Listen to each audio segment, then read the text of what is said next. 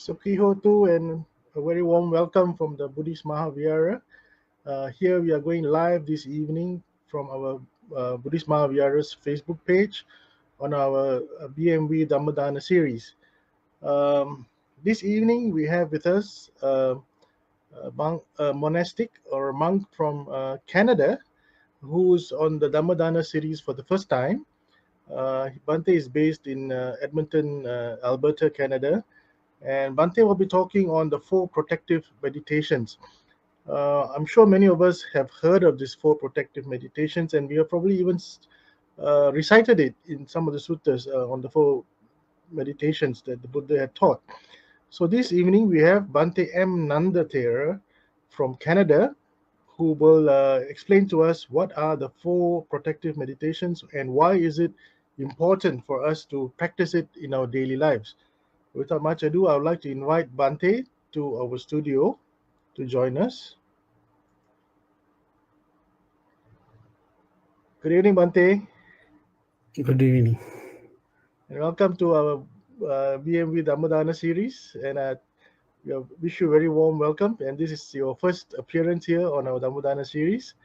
And we have to thank Bhante Susila for introducing you to us. Because Bhante Susila was the one who was supposed to do this Dhamma sharing. So he said, no, I'm busy today, so I will deputize and get my fellow brother monk to conduct this evening Dhamma sharing. And we are quite lucky. So we have Bhante Nanda with us from Canada. So before we proceed, let me quickly read Bhante's profile for those of you who want to know a bit more about Bhante Nanda Thera. Bhante Makola Nanda Thera is received his received his ordination in 2004 at the Kanduboda Meditation Center in Sri Lanka. He then had his monastic training as a novice monk and got his higher ordination in 2006. He did his degree at the Buddhist and Pali University of Sri Lanka, where he earned a bachelor's degree in arts. From 2010 to 2012, he served at the Daham Nikatanaya Buddhist Center near Melbourne in Australia. In 2012, he was invited to serve at the Alberta Insight Meditation Center in Alberta, Canada. And since then, he has been sharing his Dhamma knowledge with those who would like to learn more about the Buddha's teachings in Canada. So without much ado, I would now like to invite Bhante Nanda to start this evening's Dhamma sharing entitled The 4 Protective Meditations. Bhante? Thank you very much for your warm welcome. And I'm really happy to share my knowledge with you today. Now, I'm going to start with this session venerating to the Buddha. Namo tassa bhagavato arahato samma sambuddhassa. Namo tassa bhagavato arahato samma sambuddhassa. Namo tassa bhagavato arahato samma sambuddhassa. Buddhang dhammang sanghang namassami. Sadhu, sadhu. Dear friends, today I'm going to talk about 4 protective meditations, as you heard at the beginning. And I'm really happy to share my knowledge and experience with you today. And I would like to thank at the beginning to my brother monk who invited me, who introduced me to have this Dhamma talk. And I am really appreciating that you are having something online, even it is a difficult time to get together in your temple, but we can do our religious developments using modern technology. Thank for the modern technology. We all are here to learn and practice what the Buddha taught. Uh, Tilak Mahatya, can you share the presentation, please? So today we are going to talk about, as you can see on the screen, 4 protective meditations. And the Pali term of this is called Chaturārakha Bhavana. So to the next slide. So I'm going to explain in very briefly, as you can see on the screen, what is and what does meditation mean. I think already all of you might have some sort of idea and some sort of understanding about what is meditation, what does it mean. According to the Buddha's own word, he emphasized and he explained it, cultivating, practicing wholesome thoughts in our mind, which is mean meditation. So to practice meditation, there are 4 postures. Mostly the word we heard, the meditation, normally we imagine and we will see in our mind the picture, sitting posture. But sitting posture is one posture, but there are 3 other postures: walking, standing, and lying down. So in any posture that we can practice or cultivate wholesome thoughts, which mean our mind is always capable or always going to be in not to be in a wholesome situation. Sometimes, most of let's say most of the time, or if we are not practiced enough, it is easy for us to go to unwholesome states of our mind. So that is why we have to forcefully and with effort to practice which is wholesome. So it is kind of hard, but when we get used to it, it would not be that hard. At the beginning, it is hard to start it. It is kind of hard, but when we are getting along with it, it will be a habitual pattern, or it will be a habit for our life to have to observe our mind, which is going on our mind. So basically, that is what I wanted to mention as meditation. What does that word mean? Then this, you can see the second question: why these techniques called protection? So these 4 techniques called protection, 4 types of protections or protective meditation. So what we are going to protect, we are going to protect our mind from unwholesome thoughts. So especially these 4 techniques help us to maintain our wholesome state of mind when we are practicing it very often. And especially these 4 techniques will help us to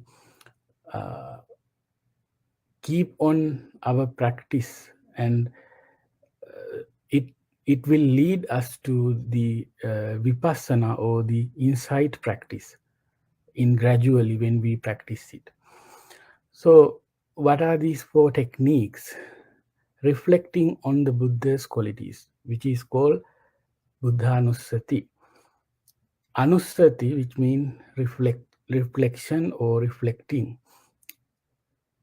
So reflecting on Buddha's quality is the first one. The second one, which is loving kindness, or the Pali term is metta. I think most of you know what does metta mean.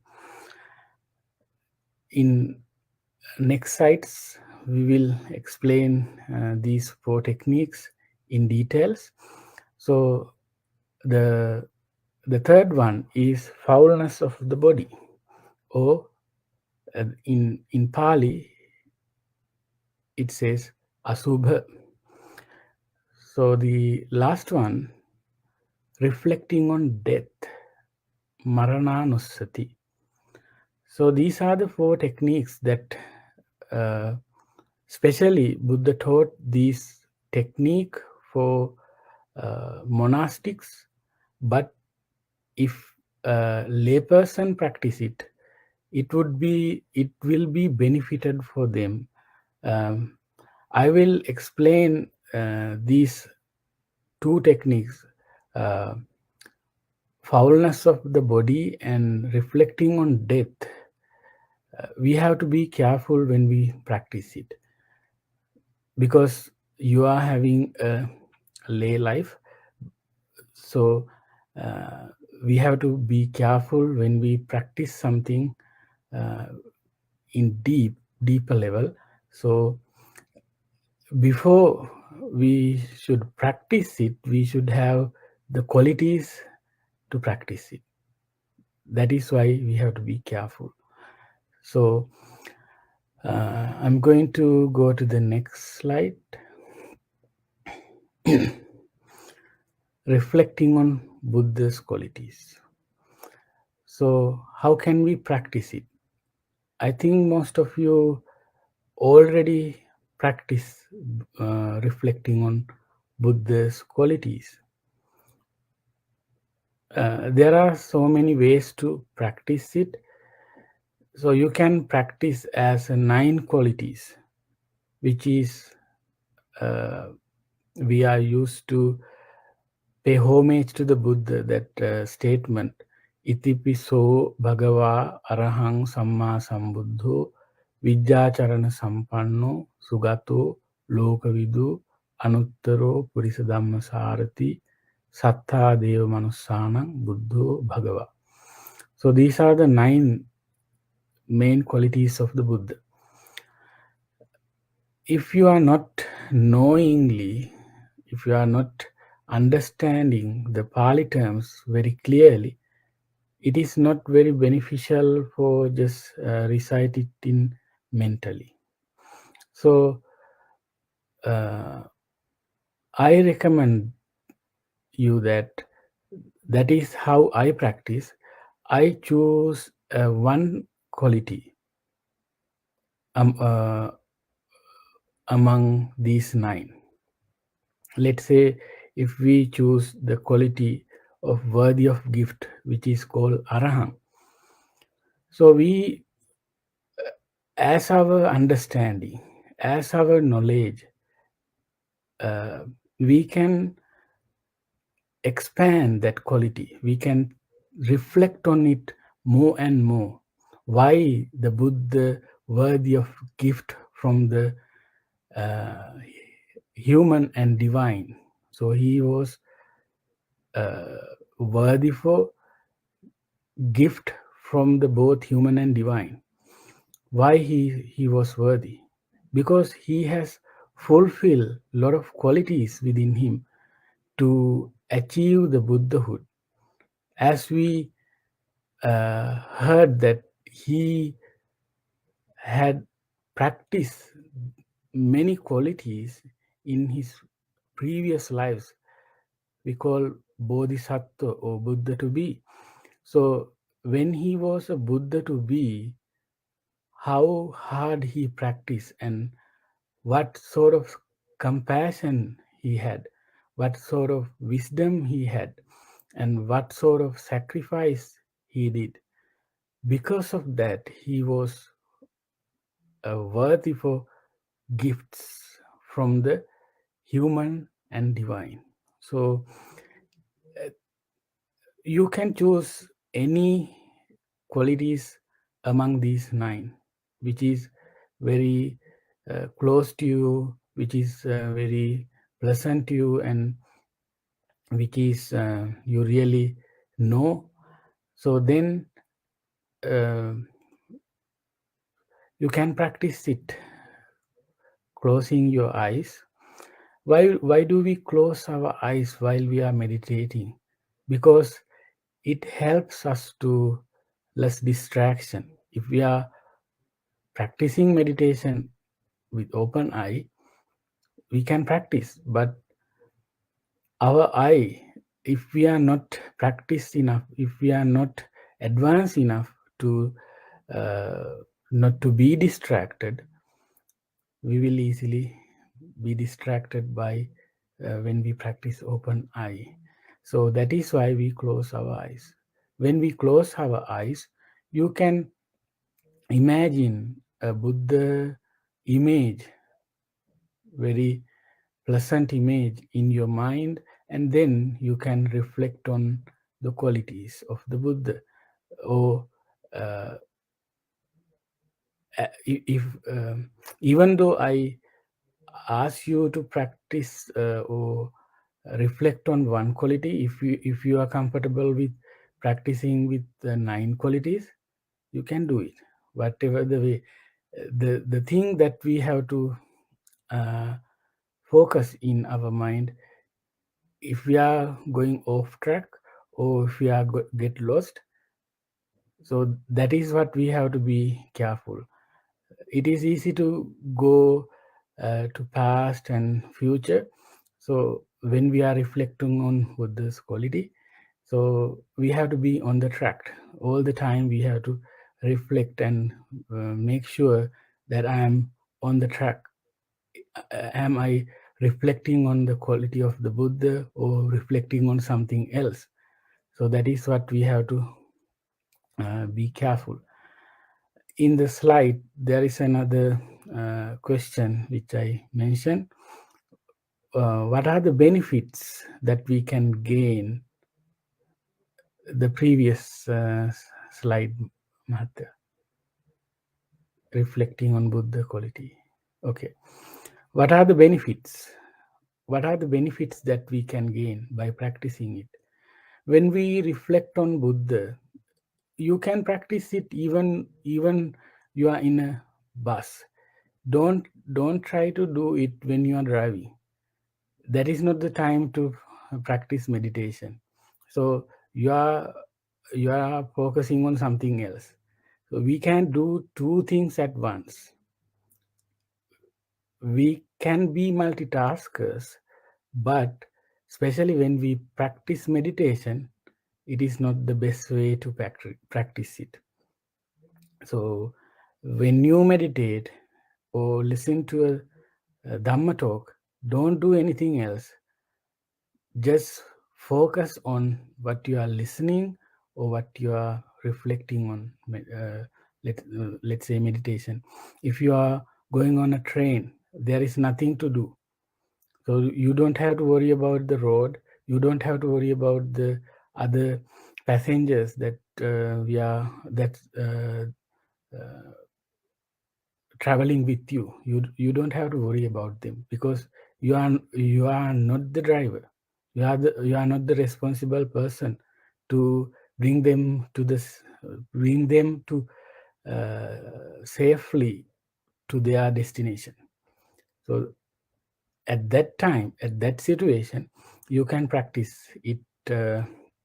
Even you are in a car or bus or in a transportation service, any sort of transportation, and you can practice uh, while you are walking. So you don't have to show up it is not showing off that you are practicing meditation. If there is no one else to talk or get along with, you can practice by your own. You don't have to show off that I'm meditating. So that is not the Buddha's way. So when we have very precious, valuable thing, we are not putting it carelessly. So we have to be very careful because we are dealing with our mind. So when we practice this technique, it will always help us to purify our thoughts, less stress, and it will help us to refresh our mind. And when we are reflecting on both the qualities, we will observing or absorbing Buddha's quality in our life. When we reflecting on it, uh, automatically we are trying to uh, practice or develop, which is Buddha develop in his own practice. We cannot be the Buddha. We cannot be. We can if you want. I'm not telling that we cannot become Buddha. It has a lot of perseverance. We need a lot of patience to gain that higher goal. But uh, as we are, as our capability, as our ability, we can practice some sort of it. So it will help us to practice in that way. So let's take a few minutes and we can practice reflecting on Buddha quality. Let's say let take takes 2 minutes and we can practice. So sit upright, straighten your back, and gently close your eyes. Take a deep breath and breathe it out slowly to relax your mind.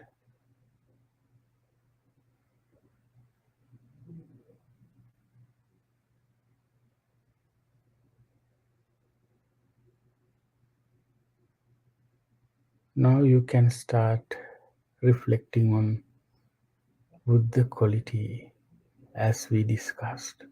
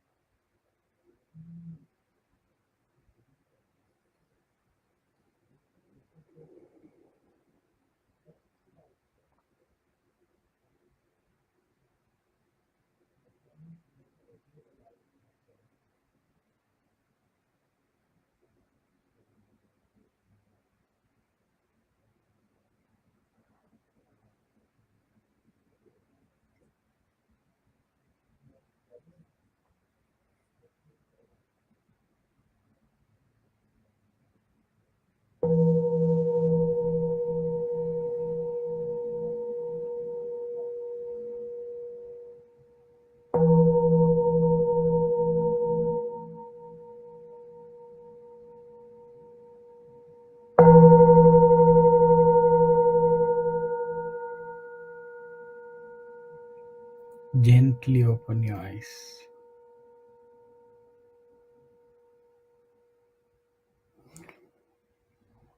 So now we are going to the next slide.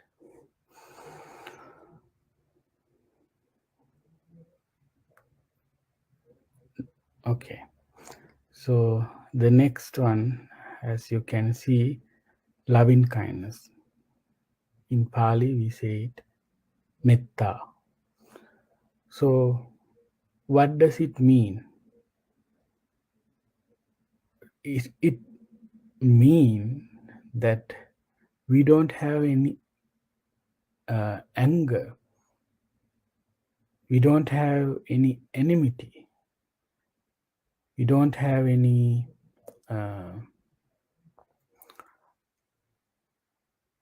hatred. So the opposite of hatred, enmity, anger is loving kindness or metta, which is called in Buddha's teaching appamanya. Appamanya, there are 4 appamanyas. We call them metta, karuna, mudita, and upekka, which mean there is no limit. For to practice metta, there is no limit. Sometimes when we tolerate some situation, some people, and then we might say that my toleration is end now.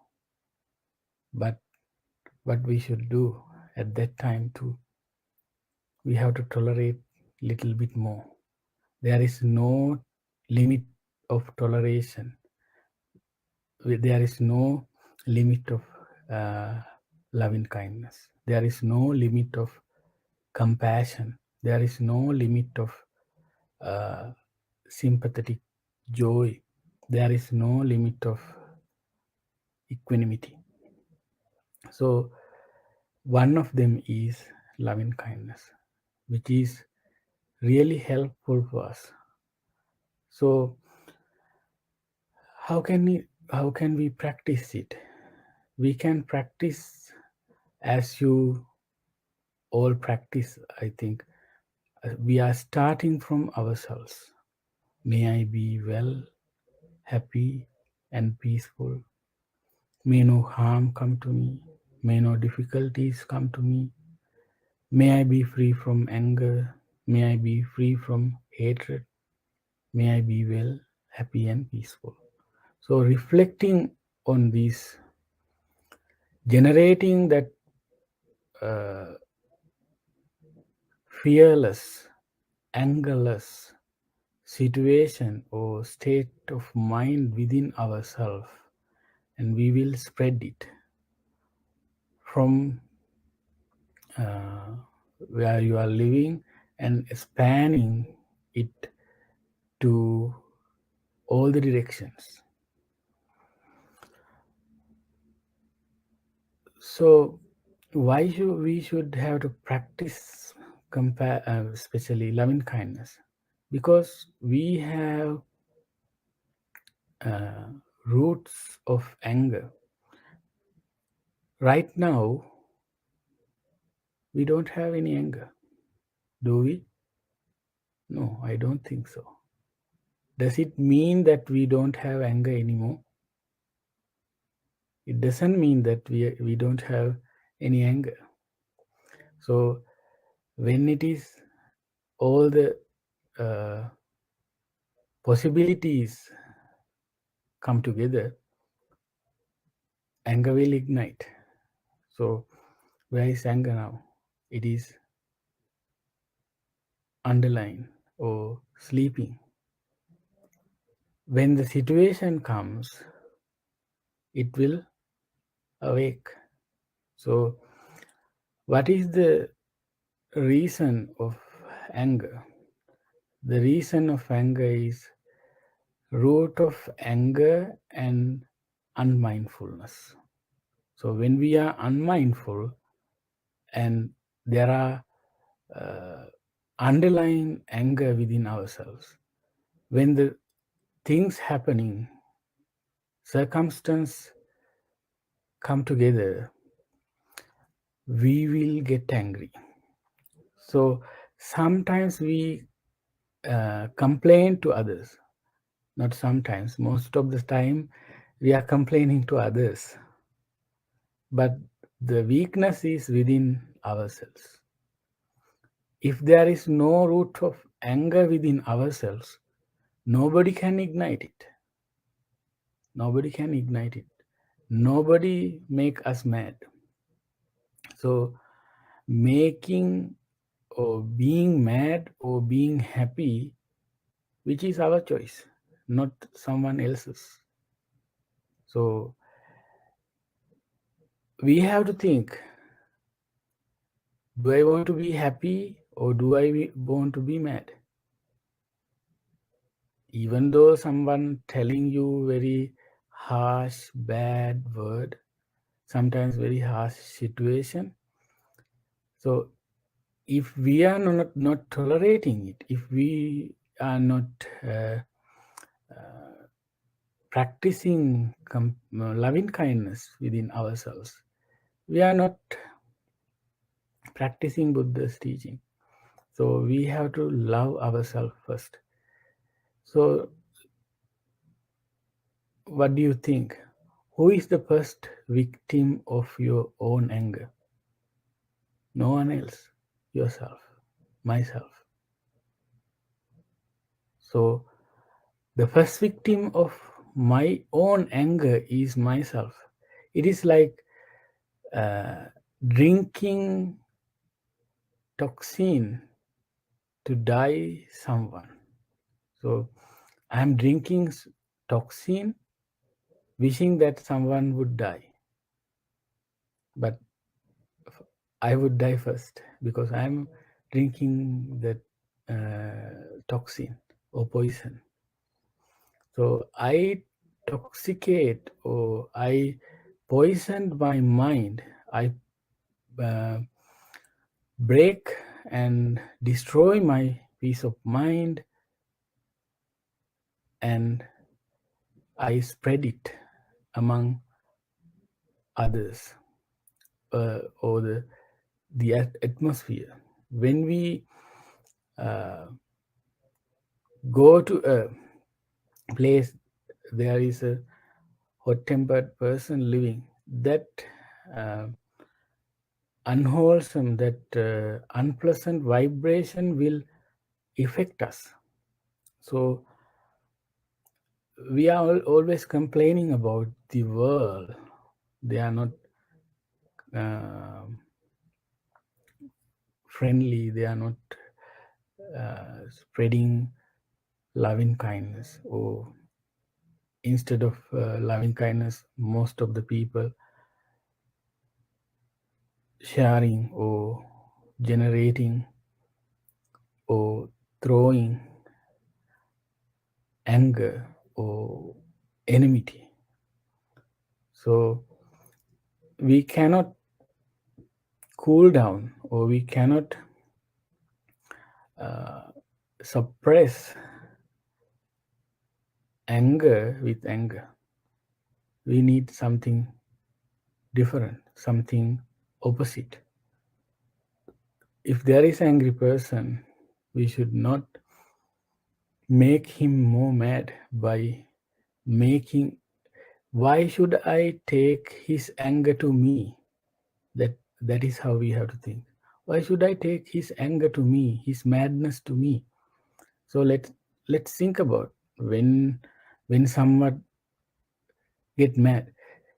So mad mean crazy. So when we are angry, we are crazy. We are not. That is not our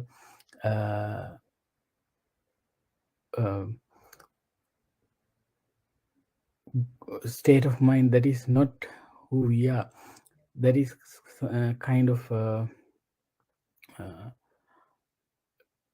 not the real me. So to see real myself, we have to understand these inner qualities, especially love and kindness. nowadays we all should have to practice loving kindness more and more, because more people are unhappy, unpleasant, because of their hectic lifestyle, and they are so busy. And because of this COVID situations, many people lose their jobs, and they cannot live as they were before. So in that kind of situation, we have to practice it more and more. Then it will help us to calm down ourselves. As we talk about the second point of our slide, benefits of practicing loving kindness. There are 11 benefits.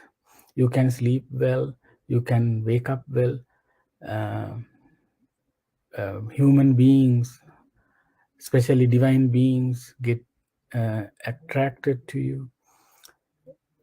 And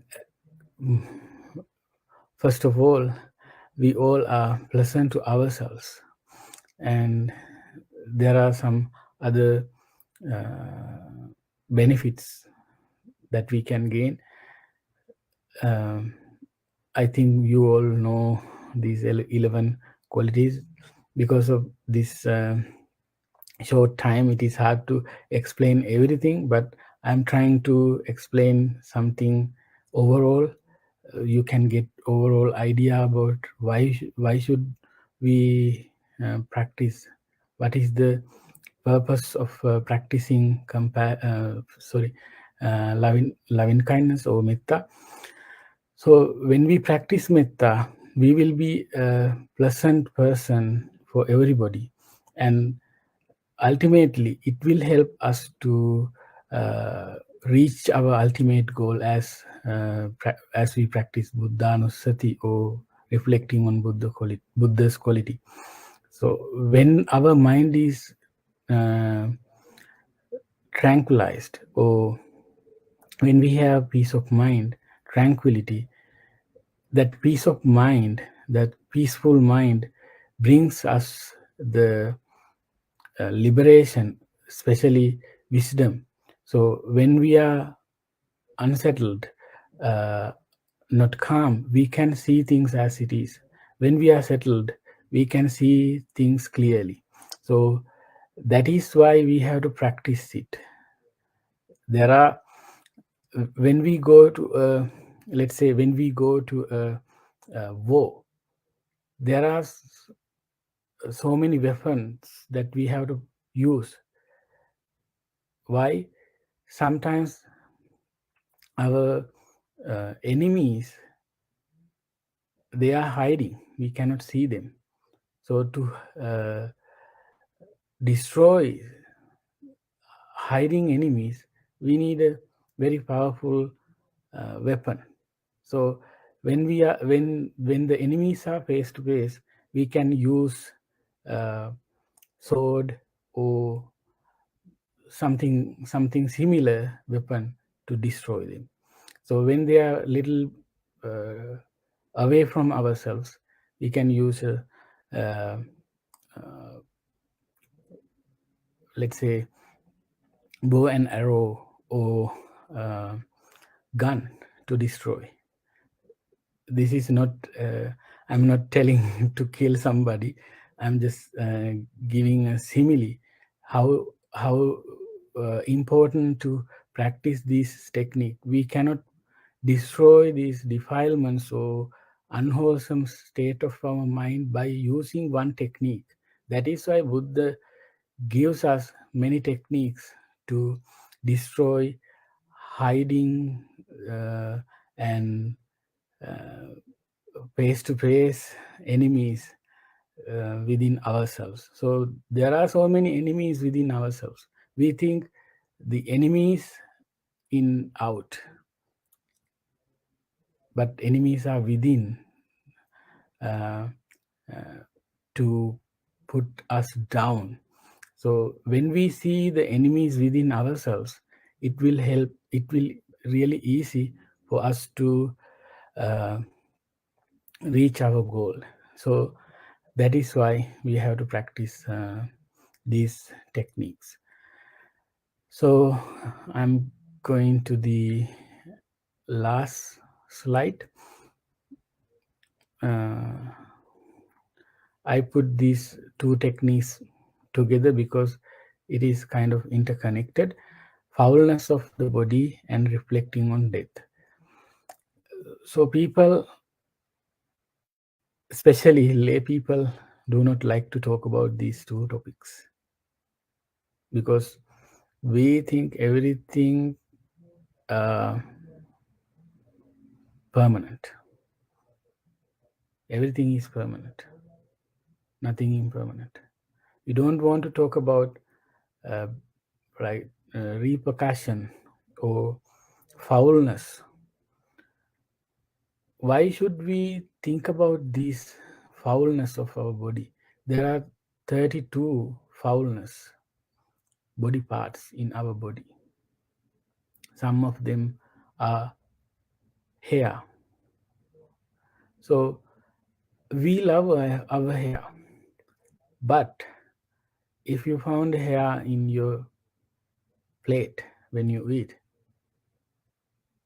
it is kind of disgusting. So when it is, when it,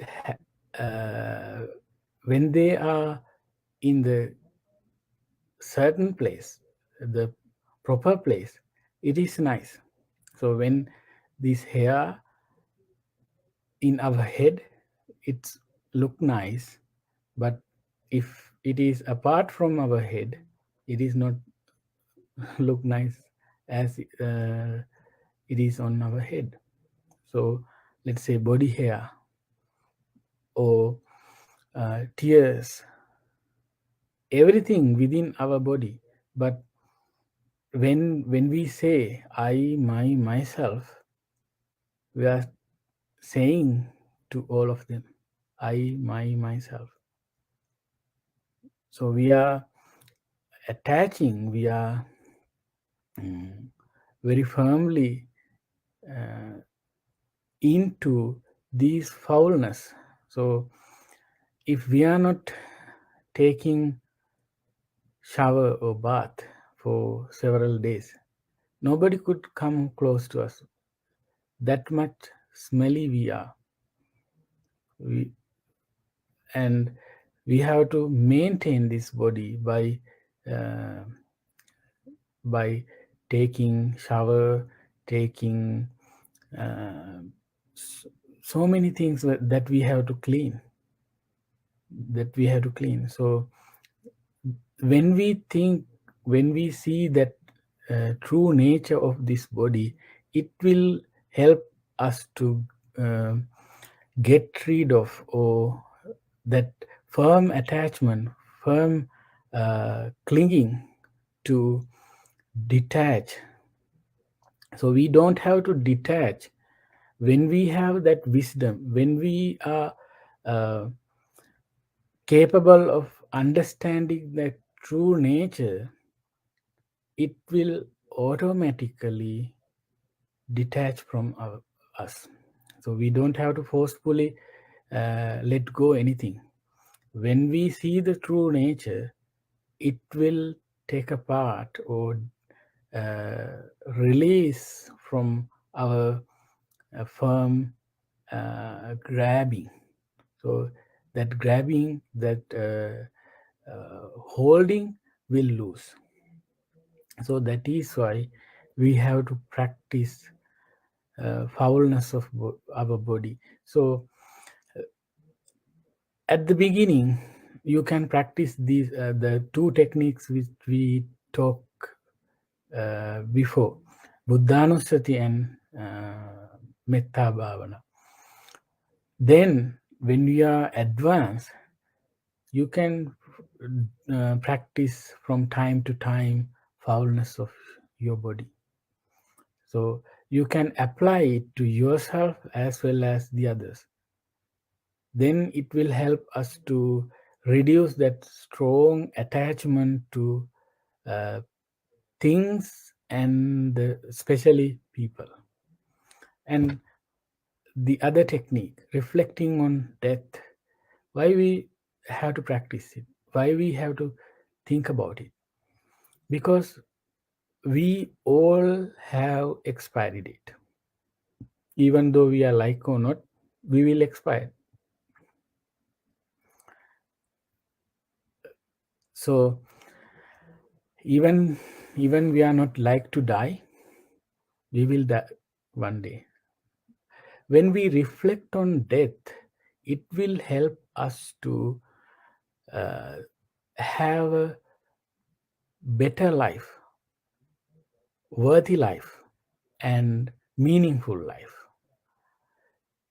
And at the same time, we will think about what we should do and what we should not do, because our life is very short compared to other living beings. Let's say there are some animals have long lifespan than human. Some turtles have like 200 years lifespan. And heavenly beings, when we talk about heavenly beings, they have longer lifespan compared to ourselves. So this life, even though they have long lifespan, they have to die one day. After 200 years, after 1000 years, after eon, they have to die. So when we reflect on death, we will not intoxicate by living long, like I will not die. When we think that I will not die, we do whatever we want. Even though it is good or bad, we do it because we don't think about we are going to die. And when we practice on death, it is not to cry, it is not to be upset, it is not to be pessimistic. We have to be, Buddhism is not optimistic or pessimistic, it is a realistic religion. So we have to see the reality. We should not live in fantasies. We can have and we can fantasize things, but one day we have to come to the reality. So when we come to the reality, all the fantasies gone away. So even in your young life, even in your middle age, even in your uh,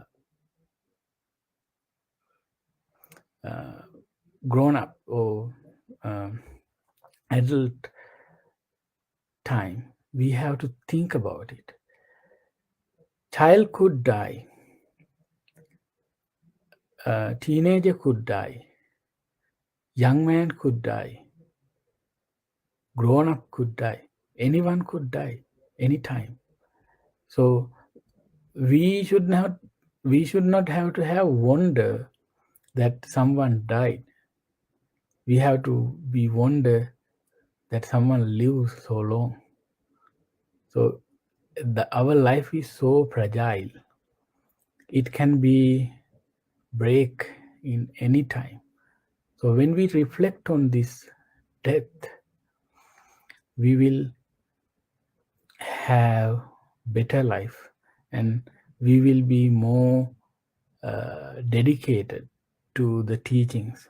So when we are not reflecting on it, we will have intoxication called Jivita Mother. We will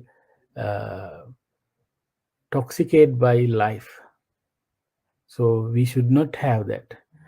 If we toxicate by living longer, we will not try to do good things by using our verbal, mental, and physical using these faculties. So when we reflecting on it, reflecting on death, we think that one day I should die. Before my death happened, I had to do these things. Our life is very short. So I have very precious life, because we are we became humans not by coincidence, because of our previous good karmas. So we will we were born as a human during the Buddha's teaching appears in this world, which is really rare. So because of that, we are not practicing this teaching. We have to be born again and again, and we will facing the same uh, unsatisfaction, which is we experiencing right now in future. So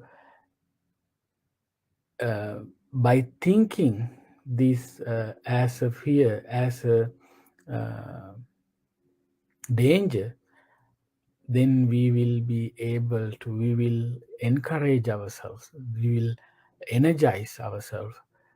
This life is very short, so that I have precious time to practice this teaching. And when we have compassion, when we have loving kindness towards ourselves, we will liberate ourselves from this misery, this unsatisfaction.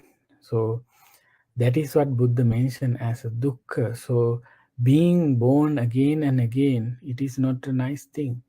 So practicing meditation is hard. It is not easy. So we have to do these things because of the birth. So when we were able to stop that chain of birth and death, we will be liberating. There is nothing for us to do to liberate. So when we practice these things uh, by heart, dedicatively, we will. There is a possibility for all of us to liberate from this existence. We all are practicing this teaching to bring ourselves to a good state. So as you wish, if you want to go to heaven, there is a way. If you want to go to hell, there is a way. If you want to liberate yourself, there is a way. The way you want, there you will be.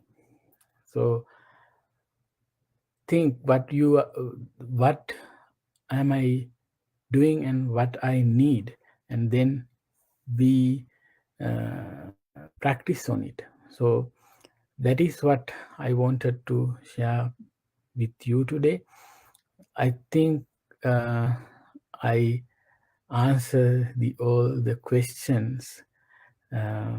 Especially, I wanted to emphasize when we practice that two techniques, last two techniques, reflecting on death and foulness of your body, you have to be some sort of advance, which means you have to have some sort of insight within you. Otherwise, your life would not be balanced. You go to some extreme. So Buddhism never emphasize or encourage extreme, being in extreme. It is a middle path. So you have to balance your secular life and spiritual life. Otherwise, you will have conflict in your secular life. So we are living a secular life, and at the same time we have to practice our spirituality. We have to balance these two things at the same time. Otherwise, we are not practicing Buddha's teaching in a proper way. So that is what I wanted to share with you today. Thank you for being with me. If you have any questions regarding these topics, now it is time for questions.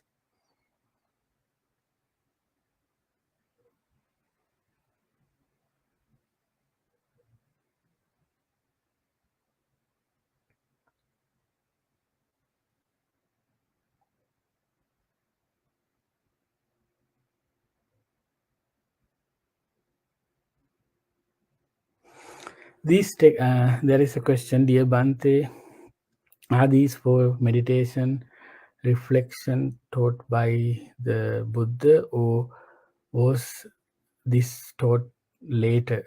Thank you. So it was taught by Buddha, but when we practice meditation, it is really helpful for ourselves to protect our mind. These 4 techniques taught by Buddha, no one else. So we don't have to worry. We don't have to hesitate that is taught by someone else.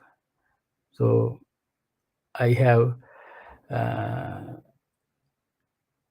understand by my monk life and by using and reading Buddha's teaching.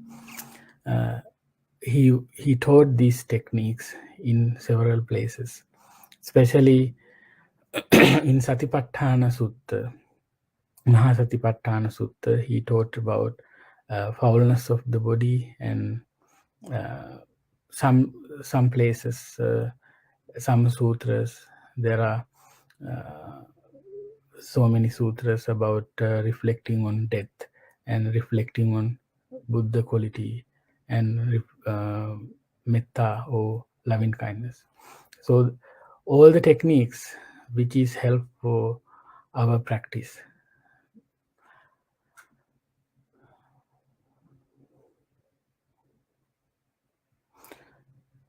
Another question, dear Bhante, my nephew is in his teens and he is going toward a rebellious race. Can Bhante please recommend a meditation subject or sutta for him to learn or read? Thank you.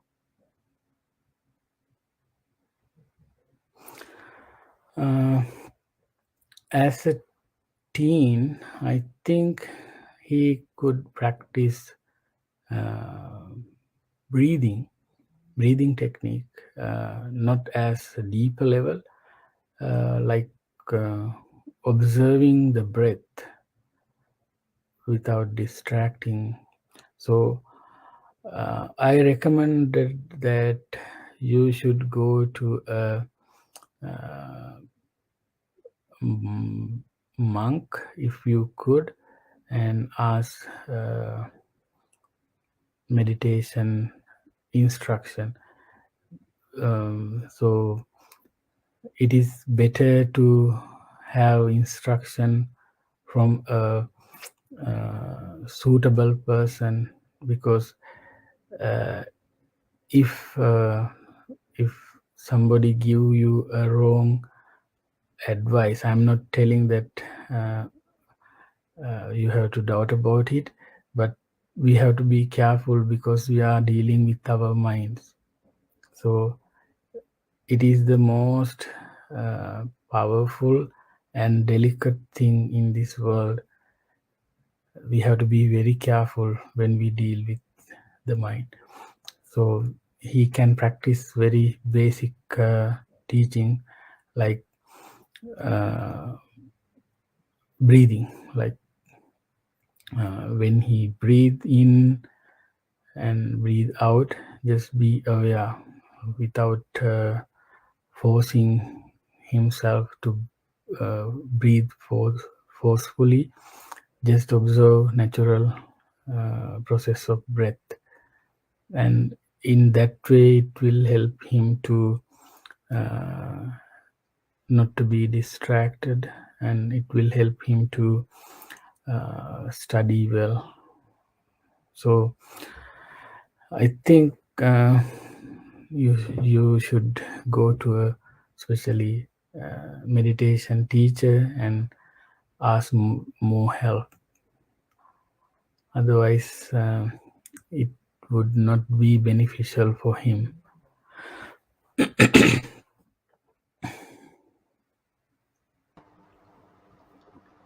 Thank you, Bhante. I think we've come to the end of the Q&A. There are no more questions.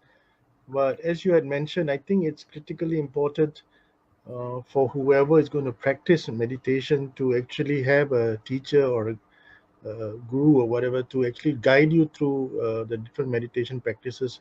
Because I think the meditation that you are going to observe is actually will be important if it's got to be guided by somebody who's more experienced or it's a regular practitioner. As he said, one Bhante, maybe a monk who's actually very experienced in meditation. The problem is in Malaysia at the moment there are very few monks available because of the COVID. Many have gone back, so we are left with very few monks, and because of the restrictions, we actually can't have access to many monks. So only we can have access is through online dealings with monks. So hopefully things will improve in the near future, and we can be back to one-on-one with the And teacher. I Yeah, think best practice is to tolerate. yeah, true. Yeah. So in the devotee who asked that question about her teen nephew, I think you have to be patient and tolerant with a young teen because yeah, we all know teenagers are very rebellious. Yeah, So it's part and restless. parcel of life. Yeah, yeah.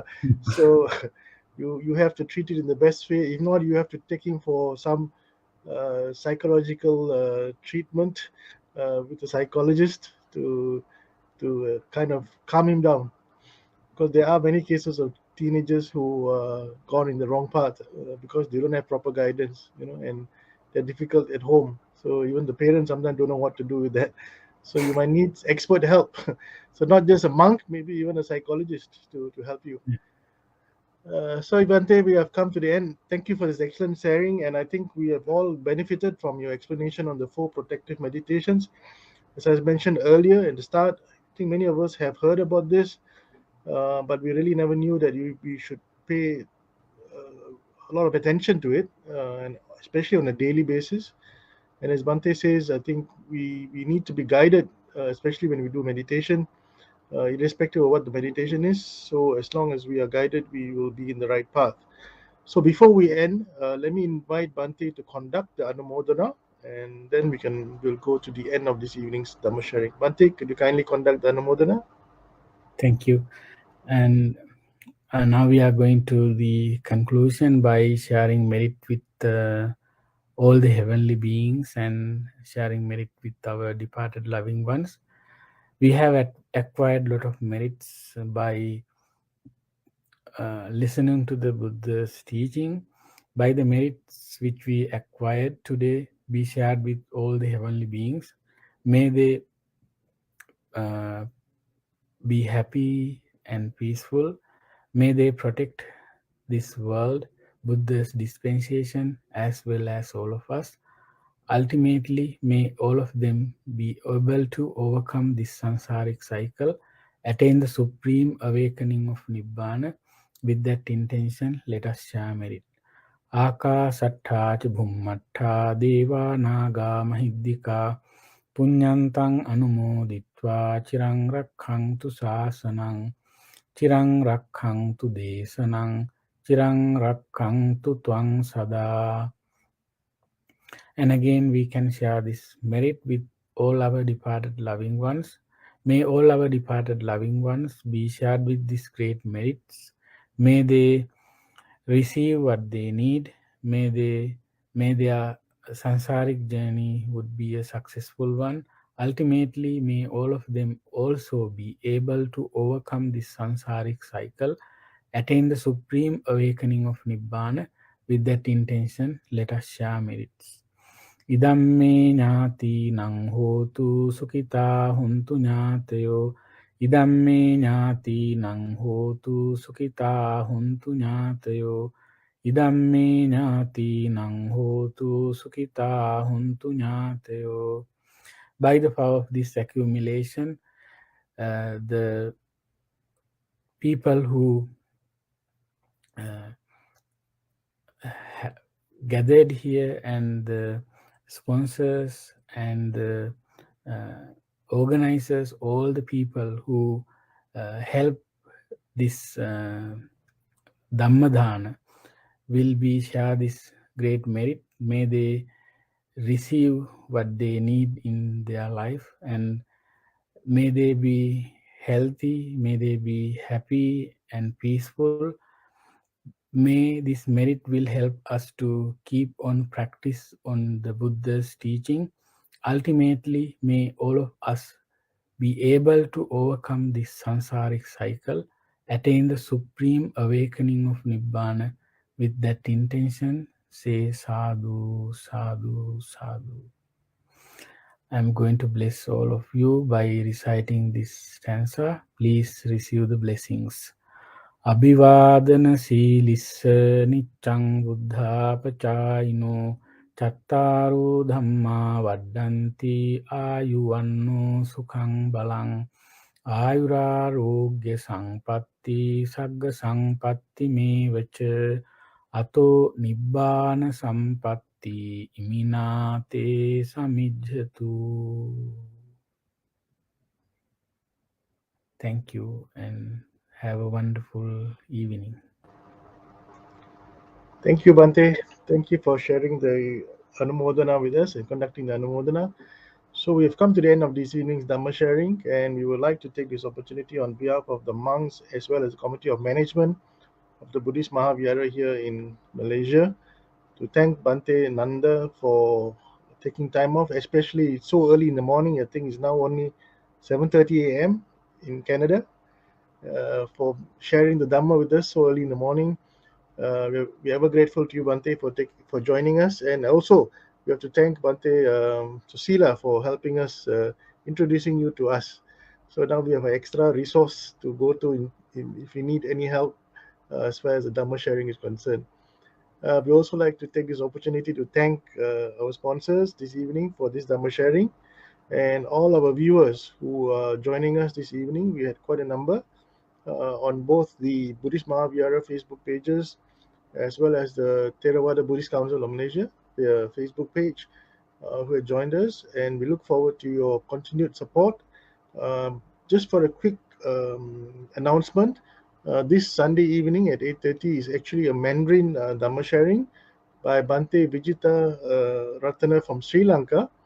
Bhante will be explaining the Dhammapada verses 21, 22, and 23, but it's going to be in Mandarin. For those of you who like to join in or who are familiar with Mandarin, conversant in Mandarin, you can join Bhante Vijitaratana at 8:30 this Sunday evening. With that, we've come to the end of this evening sharing. Have a pleasant evening and Sukhihotu one and all.